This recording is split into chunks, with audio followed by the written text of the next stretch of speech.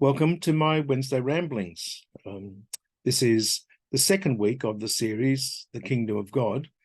Technically, if I'd had my thinking cap on, it should have been the third week. But this week, the Kingdom of God is like a father who asks two sons to go and work in the fields. The first one says yes and then doesn't do it. And the second says no, and then a little later goes and looks after the work that his father asked him.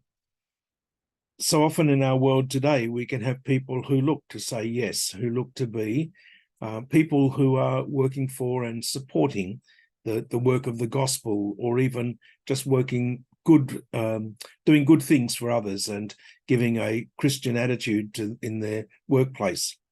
And yet we know that there are many times, in fact, that all of us, and I don't mean to pick on anyone in particular, but all of us have that tendency to, well, just miss the point and miss the mark, and frequently fail to deliver on what the gospel message is about.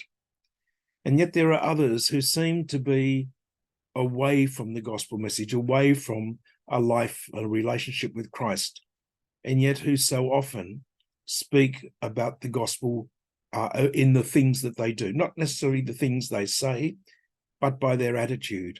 And they can make Christians look very ordinary by their relationship with others and their care for others. I wonder what Jesus would say to those people.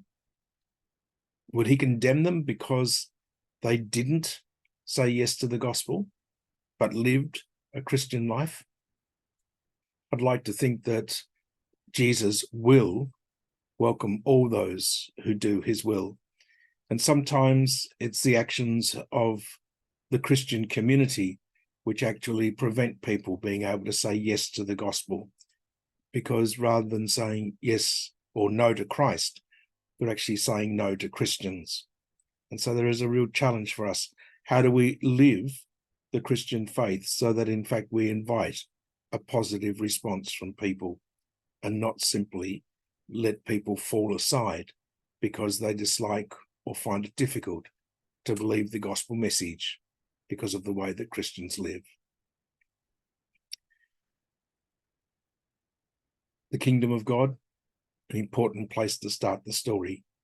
What does it look like when you live it, when you work in it, when you make it real for others?